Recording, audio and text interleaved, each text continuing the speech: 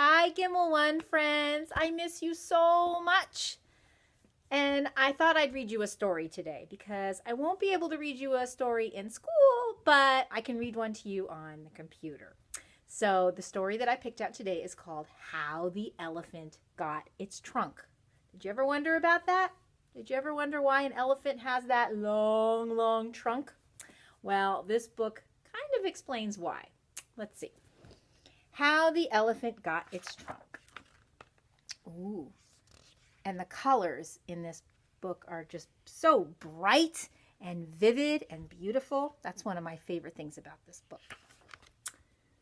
Once upon a time, in the days before elephants had trunks, when they only had little bumps for noses, there lived a little elephant who was very curious. She always asked lots of questions. And since she was very polite, she always said, "Excuse me, please," before asking. There was one thing the little elephant really wanted to know. What does the crocodile eat for dinner? She had already asked her mother, her father, her sister, and her brother, but they would not tell her. I wonder why. So the little elephant decided to pay a visit to the tall giraffe who was eating some leaves growing at the top of a tree. "Giraffe," she called up to him. "Giraffe!" "Oh, it's you," sniffed Giraffe between mouthfuls of leaves. "What is it this time?" "Excuse me, please," said the elephant as politely as she could. "Can you tell me what the crocodile eats for dinner?" "You don't want to know," said Giraffe gruffly, and he moved on to the next tree. Giraffe won't answer her question. But the little elephant just had to know. So she went to ask the hippopotamus who was bathing in the lake. "Hippopotamus," she called. "Yes, little elephant. What can I do for you?" Hippopotamus said kindly as she swam toward the shore. "Excuse me, please, but could you tell me what the crocodile eats for dinner?" Hippopotamus gasped and swallowed some lake water. "Never, never ask that question," she sputtered, and she slipped under the water.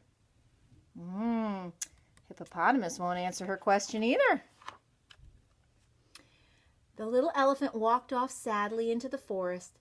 Just then she heard a strange high call. "Colo, colo, colo! Colo, colo, colo!" She recognized it at once as the colo, colo bird. "Colo, colo! Colo, colo bird," she called. Out flapped a beautiful large bird with brightly colored feathers. "Please tell me, I just have to know, what does the crocodile eat for dinner?" "Go to the banks of the great gray, green, greasy Limpopo River, where the crocodile lives, and find out for yourself," replied the colo, colo bird.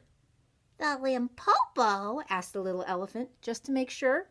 "Yes, the Limpopo!" squawked the colo, colo bird, and it flew off into the trees. Now she has an idea of where to go to find out the answer to her question. So the little elephant set out for the great, faraway, gray, green, greasy Limpopo River. As she walked, she sang a little song. "Off I go to the Limpopo, the Limpopo, the Limpopo. Off I go to the Limpopo to see what the crocodile eats." Soon the little elephant got to the jungle. She heard chattering noises coming from high in the trees. What could it be? It was a whole family of monkeys swinging from the trees. "Hi, little elephant," they called. "Do you want to play with us?" "Not now, thank you," she said. "I have no time."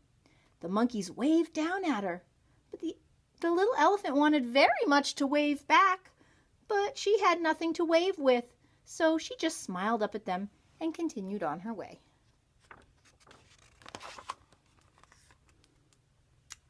The little elephant came to a clearing, and she stopped in her tracks. Something was moving in the bushes right next to her. Then she heard an awful roar. What could it be? Out stepped a huge lion, As soon as the little elephant saw the lion, she knew he was a friendly one, because this lion was smiling and waving at her with his long, swishy tail. Again, the little elephant wished she could wave back, but she had nothing to wave with, so she just smiled and kept on walking deeper and deeper into the jungle.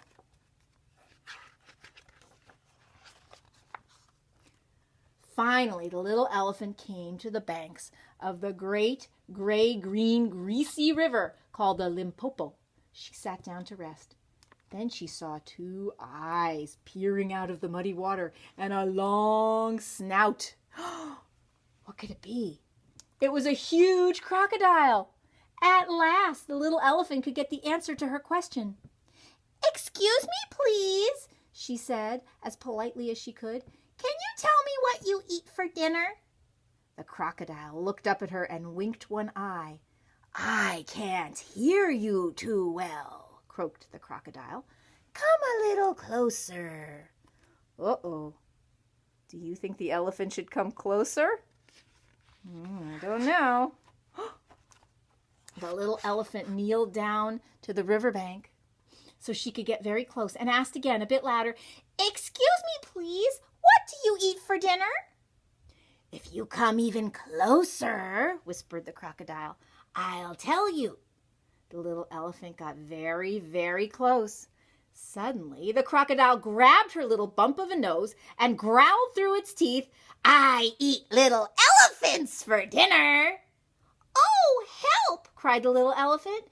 She sat back on her hind legs and began to pull. She pulled and pulled as hard as she could, but the crocodile would not let go.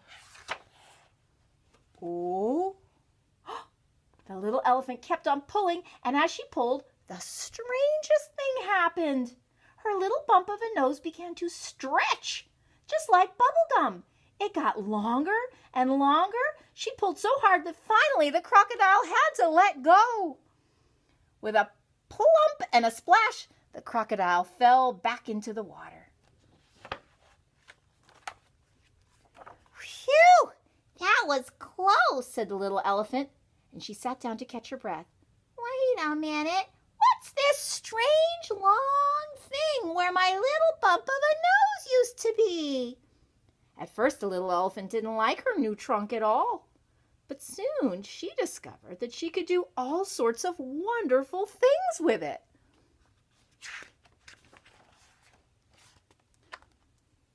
When a mosquito landed on her back, she could swat at it with her trunk. When she saw a bunch of ripe yellow bananas hanging high in a tree, she could pick them with her trunk and put them right into her mouth.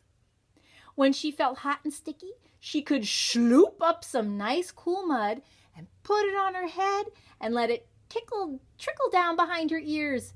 If she wanted to wash it off, she could give herself a shower.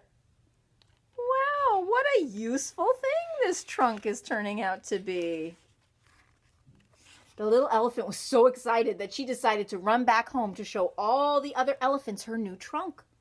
On the way out of the jungle, she passed the friendly lion. Now the little elephant had a trunk to wave with, so when the lion waved at her, she proudly waved back at him.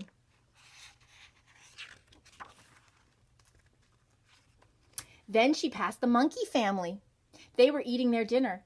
"Would you like to join us?" they called. "I can't," said the little elephant. "I'm in a rush, but thanks anyway." And she waved her trunk at them too.